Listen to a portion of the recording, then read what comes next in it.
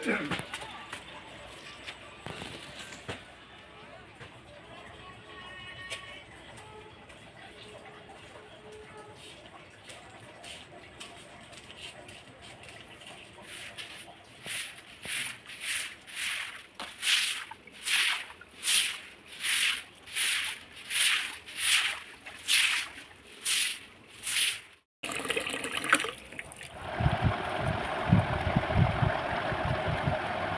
High বন্ধুরা, ঘড়িতে এখন টাইম বলছে 9:45 আর আমার বাসি কাজকর্ম এখনও পর্যন্ত চলছে।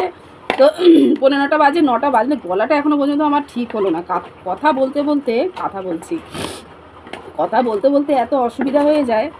তো এই যে কয়েকটা জামা কাপড় ছিল ভালো মতো ভিজিয়ে নিচ্ছি, এবার এগুলোকে কাচবো। 9টা বাজলেই তো জল চলে যাবে। আর কটা চায়ের বাসন রয়েছে, প্লাস আবার আজকে যেহেতু রবিবার, টুকির বাবা সকাল সকাল মাংস নিয়ে চলে এসছে, তো সেগুলোকে ধোবো। তারপরে চান টান করে সকালের কাজকর্ম আমার আপাতত তখন শেষ হবে, মানে 9টার পর। আর টুকির বাবা সকাল সকাল ঘুম থেকে উঠে গোপালকে সেবা দিয়ে আর ওই যে ইটগুলোতে জল দিল, মানে বাথরুম পায়খানার যে ইটের পাঁচিলটা হয়েছে, দুদিন ধরে বেশ করে জল খাওয়াতে বলছে। তো পাইপ দিয়ে রোজ সকালবেলা আর দোকান দিয়ে এসে দুপুরবেলা জল দিচ্ছে। জল দিলে ভালো হবে বললো তো, যে কালকে ঢালাই হবে, মানে কালকে সোমবার, কালকে ঢালাই হবে। আজকে এসে কাঠ মেরে দিয়ে যাবে। কখন আসবে কে জানে। সকালবেলা ফোন করলো, বললো যে হ্যাঁ আজকে আসবো। কালকে আবার ওরা সব ইয়েতে গেছিলো, জৌগ্রামে গেছিলো, কি করবে কি জানি। যদি ঘুমায় তাহলে আর আজকে কখন আসবে। মর্নিং। চলো দাঁত মাজবা। উড়ি বাবারে, চলো দাঁত মাজবা। এখন মাজবা না? উই বাবারে, আমার ছোনার এটা কি গাড়ি?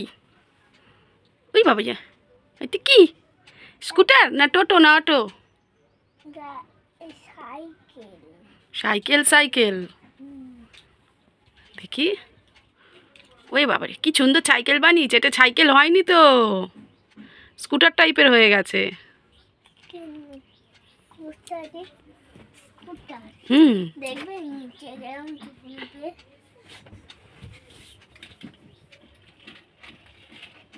ঠিক আছে, চলো চলো, দাঁত মাজতে মাজতে খেলবে। বাবা শুশু করেছে, শুশু শুশু হবে তো।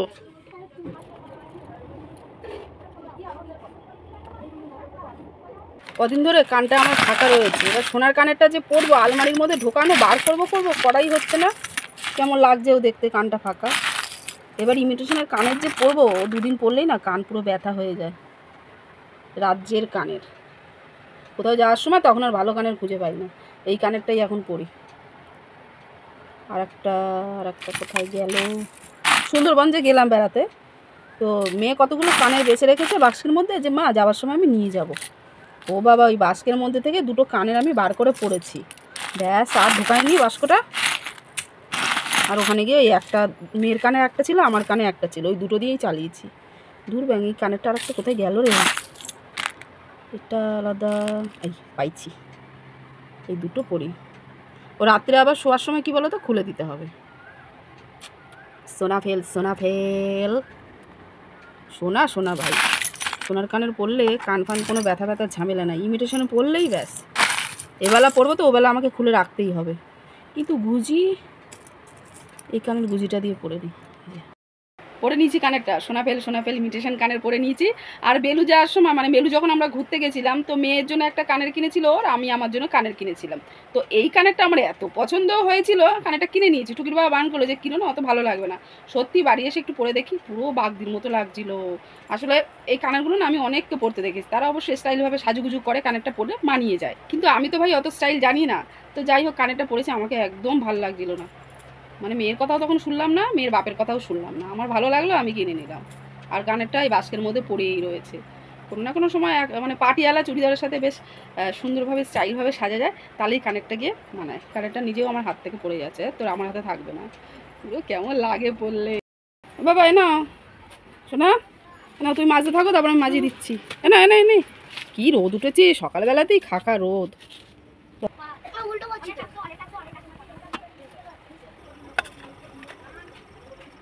না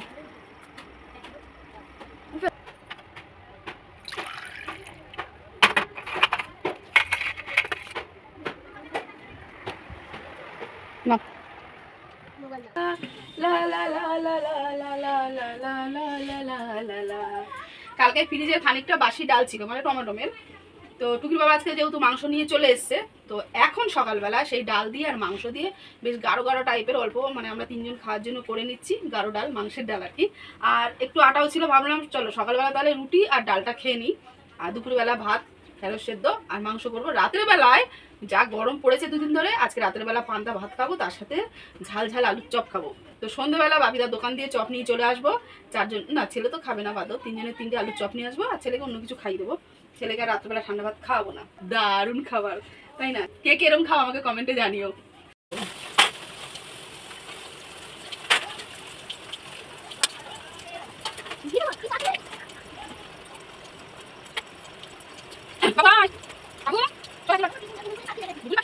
সকালের খাওয়া পর্ব শেষ করে দুপুরের রান্নার জন্য আমাকে তো আয়োজন করতে হবে, তো করে নিয়েছি। তো এখানে কেটে নিয়েছি পেঁয়াজ, রসুন, কাঁচা লঙ্কা, টমা, যেগুলো আমি মাংসতে দেবো। পেঁয়াজ কুচি করে নিয়েছি, যেটাতে আমি পেঁয়াজ ফোড়ন দেবো মাংসতে। প্লাস অল্প 6 টুকরোর মতো আলু আছে, যেহেতু একবেলার মাংস হবে এই জন্য সব অল্প অল্প। আর আমের চাটনি, মানে সেই ঝোল ঝোল টাইপের টক টক মিষ্টি মিষ্টি চাটনি করব, ওই জন্য আম কেটে নিয়েছি। প্লাস হচ্ছে ঢ্যাঁড়স ভাজা। ঢ্যাঁড়স ভাজাগুলো আজকে একদম ঝিরিঝিরি করে কেটে নিয়েছি। এই ধরনের ঢ্যাঁড়স ভাজা আমার বাপের বাড়ি ভীষণভাবে হয়, আর এই বাড়িতে আরেকটু, মানে ঢ্যাঁড়স ভাজা খাবে কিন্তু আরেকটু বড় বড়। তো এইভাবে আমার খেতে ইচ্ছা করলো, এইভাবেই আজকে রান্না করব। ঢ্যাঁড়স ভাজার চাটনি আর মাংস কড়াই দিকে বসিয়ে দিয়েছি। আগে প্রথমে চাটনিটা বসিয়ে নিই।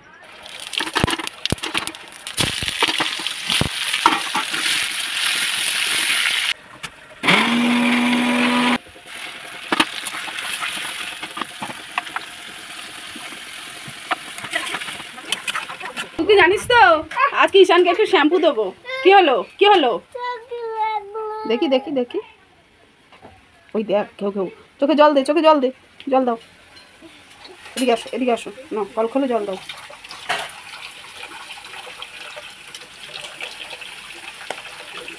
ঠিক আছে, ঠিক আছে।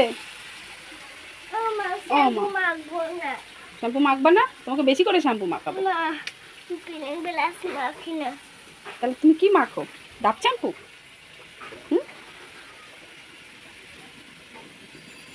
দেখি, তুই রোদ্দুর দিয়ে দৌড়ে দৌড়ে আসছিস আর খালি জল খাচ্ছিস। দেখো কি মিথ্যা কথা বলে। তুই তোকে কেস খাওয়াচ্ছে, বলছে দিদি আমাকে মেরেছে।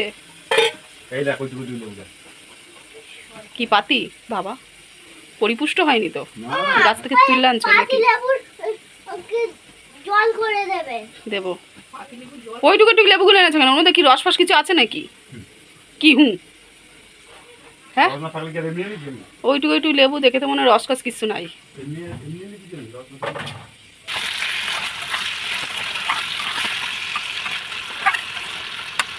চান করার নিনজা টেকনিক। ছোট একটা পাইপ ছিল, কি বায়না, পাইপ দিয়ে চান করবে, যে কলের মধ্যে ফিট করে দিয়েছে, এখন চান করছে। ভালো করে হাত পা ওগুলো দিয়েছে তো বাবা, ভালো করে চান কর।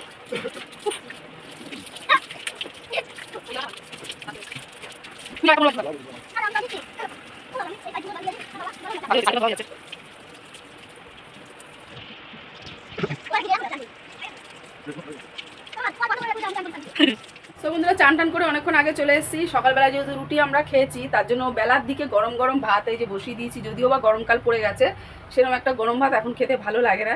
তবুও কী করবো, কাজ বাজ শেষ হতে হতেই চান টান করেই ঘরে ঢুকলাম 1:30টার সময়। তো গরম গরম আজকে সরু চালের ভাত বসিয়ে দিলাম, মাংস দিয়ে দারুণ খেতে লাগবে। আর কালকে আমার বোন এসেছিলো, ভিডিও তোমাদের সাথে শেয়ার করা হয়নি, কারণ কালকে আমি এতটাই ব্যস্ততার মধ্যে ছিলাম। আর বোন এসেছিলো ওর দরকারে ক্ষণিকের জন্য, আবার ছেলেকে নিয়ে এসছে, আবার ছেলেকে নিয়ে চলেও গেছে। আর ভাতটা আরেকটুখানি হবে, ফুটছে, ফুটুক। তো আমার বোন যখনই আসবে, ও মিশো থেকে মাঝে মাঝে এই কুর্তি, মানে এইটা সেটা কেনে।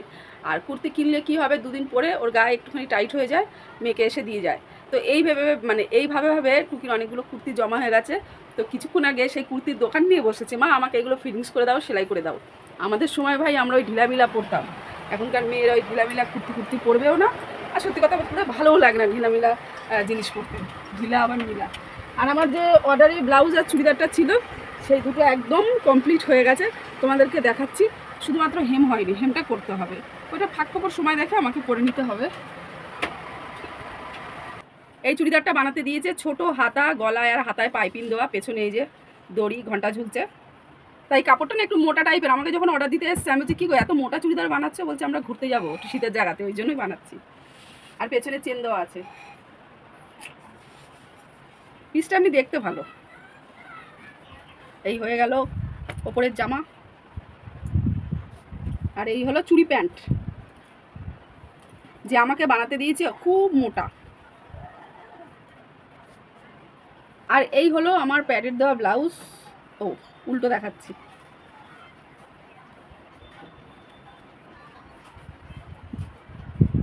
পাটি লাগানো রয়েছে, এখনো পর্যন্ত হেম হয়নি, হেম করতে হবে, শুধুমাত্র পিন দিয়ে আটকানো রয়েছে। গোল গলা, আর সামনে সামান্য একটুখানি ডিজাইন আছে। হেম করলে পুরোপুরি ভালো মতো ডিজাইনটা বোঝা যাবে। পেছনে দড়ি দেওয়া আছে। এখন আর বেশিরভাগ ব্লাউজ বানাতে আসলে যখন বলে দড়ি লাগাতে, বলে কি হাতে তুমি এরকম লটকান বানিয়ে দেবে, দোকান থেকে ওই কিনবো না, হিরে মুক্ত দেওয়া ভালো লাগে না। মোটামুটি 1.5-2 বছর আগে ওই হিরে মুক্ত দেওয়া লটকানগুলো বেশ চলতো, দোকানে ভীষণ মানে এগুলো কেনার জন্য ভিড় হতো। এখন বলে কি হাতেই তৈরি করে দাও, তো হাতেই তৈরি করে দিলাম। আর পিসটা না দেখতে সুন্দর। চলো এই গেল চুড়িদার আর ব্লাউজের ঝামেলা, শুধুমাত্র হেম করতে হবে। আর একটা জিনিস দেখাই, আমি যখন প্রথম ভিডিও শুরু করি এই ট্রাইপডটা অনলাইনে অর্ডার দিয়ে কিনেছিলাম। তো মোটামুটি 1 বছর চালানোর পর দেখি কি এই যে ওপরে এই মাথাটা না রবার লাগানো থাকে, আবার এই নিচের এই মাথাটায় রবার লাগানো থাকে। তো নিচের রবারটা খুলে গেছে, মোবাইল যখনই আমি আটকাই তখনই মোবাইলটা পড়ে যায়। তো এটা বাদ দিয়ে তখন আর একটা ট্রাইপড কিনি। তো সেটাও মোটামুটি 1.5-2 বছর, 2 বছর না, ওই 1 থেকে 1.5 বছরের মতো চললো। এই মাথাটা গেল ভেঙে। এখন কি করব, হাত দিয়ে কদিন ধরে ভিডিও শ্যুট করছি, মানে ব্লগ ভিডিও বানাচ্ছি। আর মাঝে মধ্যে খুব দরকার পড়লে তখন এটাকে ব্যবহার করছি, তবুও সাবধানে, কারণ মোবাইল লাগালে মোবাইলটা পড়ে যাওয়ার ভয় থাকে।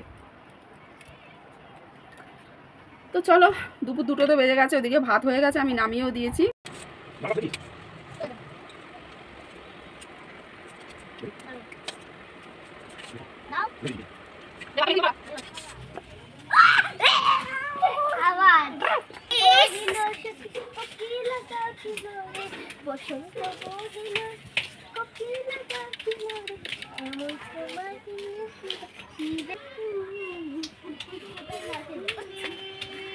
কি হয়েছে এখন যা ওকে জিজ্ঞাসা করতে এসেছে যে কার নাচ ভালো হয়েছে। আর এখানটা বসে বসে আমি এখন ফেসবুকে ভিডিও আপলোড দেবো। কালকে এই জায়গাটা বসে ভিডিও আপলোড দিয়েছিলাম, এত সুন্দর নেট কাজ করেছিল। এখানে বসে বসে আমি ভিডিও আপলোড দিচ্ছি, তো আমার পায়ের সামনে দেখি কত গিমা শাক হয়েছে। এই যে, হ্যাঁ তোমাকে পয়সা দেবো তো। হ্যাঁ হ্যাঁ আসো আসো। এই দিদিটার কাছে মাঝে মাঝে আমি মুড়ি চানাচুর এগুলো মানে সময় বিশেষে ধার বাকি নিয়ে নিই। তো আমার কাছে 50 টাকা বাকি পায়, তো এখন দেখতে পেয়েছে দেবে, খবর আছে। আমি বলছি হ্যাঁ দেবো, দাঁড়াও। এর আগে আমি বলে রেখেছিলাম যে অমুক দিন এসে আমার কাছ থেকে নিয়ে যাবে। এবার আমি এদিক সেদিক ঘুরতে গেছি, হয়তো আমার দেখা পাইনি। তো চলো পয়সাটা দিয়ে দিই, ব্যাস হালকা হবে। সন্ধ্যে পুজো দেওয়া হয়ে গেছে। আর সন্ধ্যেবেলার টিফিন হিসাবে আজকে ছোলার চাট টুকটুকি বানিয়েছে। টুকি পুরো আলু কাবলির মতো লাগছে দেখতে। তুমি খাবে না বলেছ তাই এটা ভালো হয়েছে। ভালোই দেখতে হয়েছে। আমি আরও বললাম কি খাবো না, ভাল লাগে না খেতে। আমার যে কী ভাল লাগে নিজেই জানি না। ভালো হয়েছে চুলি, হ্যাঁ। ছোলার চাট আমি খাবো না বলে টুকিকে বললাম তুই আমাকে শুধু ছোলা দে সেদ্ধ করা, ওটাই আমি খাবো। আমার যে কী খেতে ভালো লাগে আমি নিজেই জানি না, মানে একটা হলেই হলো সেরকমই একটা ব্যাপার হয়ে গেছে। আগে যেমন আলুর চপ ভীষণ ভালো লাগবে, এখন আবার আলুর চপ খেতে ভালো লাগে না। আগে যেমন আমার সিঙ্গারা ফেভারিট ছিল, এখন খাবো না কেন, খাই, সেরকম একটা ফেভারিট না। এরকম অনেক কিছু খেতে হয়, খাই, সেই মানে খেতেই হবে, খুব ইচ্ছা করছে, সেই জিনিসটা আর নেই। সো বন্ধুরা চলো আজকের ব্লগটা ভাবছি এখানেই শেষ করে দিই। নেক্সট আবার দেখা হবে নতুন একটা ব্লগ নিয়ে তোমাদের সাথে। টাটা।